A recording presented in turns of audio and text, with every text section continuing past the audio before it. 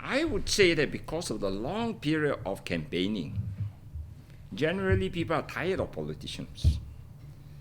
I would also say that generally they don't know who to trust now. I would dare to say that among Chinese. Because Chinese voters are basically very strategic voters.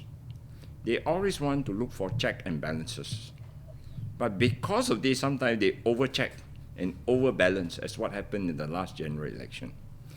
And I would say that the verdict is still out, whether the Chinese will come back to vote BN or they definitely vote for DAP. As far as DAP is concerned, the Chinese have no choice but to vote DAP. Because DAP believe in this vicious, self-perpetuating lie that the Chinese are all very angry with the government, so they have no choice but to vote DAP.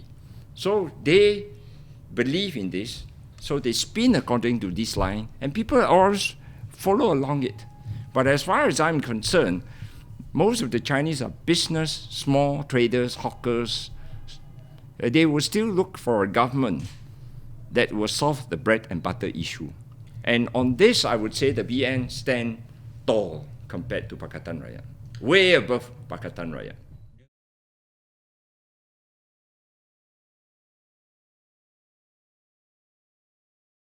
I would say that the urban Chinese votes have never been with the Barisan National Government all the time. It fluctuates up and down, but it has never been, I would say, optimum support. Well, that's because the needs of the urban area and the rural areas are different. The urban areas do not need a wakil rakyat. The infrastructure are in place. Everything that a person needs is provided for. Whereas in the semi-rural and rural areas, the wakil rakyat still have a role to play in terms of infrastructure, in terms of gaining access to government office, all the small nitty-gritty things which are taken for granted in the urban area means a lot of things to the voters in these semi-urban and rural areas. And that is where MCA will shine.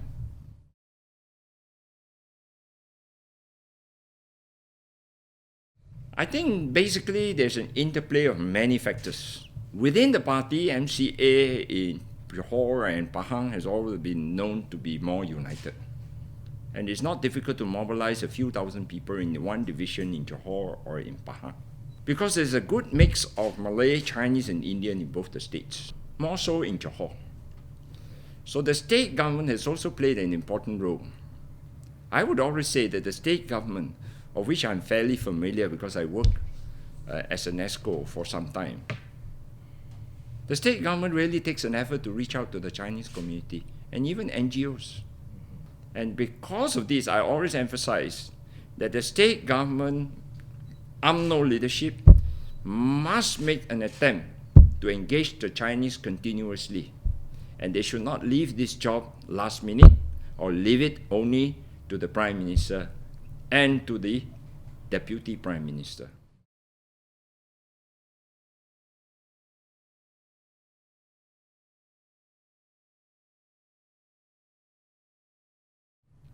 I would say that it came as a surprise, but I've been a bit cautious in this aspect. You'll notice that we start out off with dinner for MCA Medical Fund. And I find that the support was not too bad. Then we proceeded to do roadshow, where we concentrate on one constituency with a series of activities the whole day. And this gave me the confidence that people are actually quite receptive, the Chinese community. So I thought it's time to have a mega dinner. The reason why we have this mega dinner is not a show of strength, it's wrong. We just don't want DAP to rubbish the Chinese community. Because DAP always say that Chinese attend MCA dinner because it's free. There's a lot of what we call lucky draw. There are beautiful singers on the stage. Why not when it's free? It is regarded as a part of a recreation. So this time we insist that they must pay $30.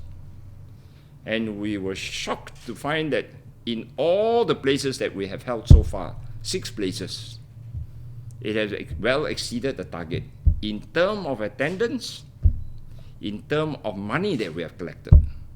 And what is surprising is that there was no entertainment, it's pure politics And the other thing is that people stay back until I finish my speech.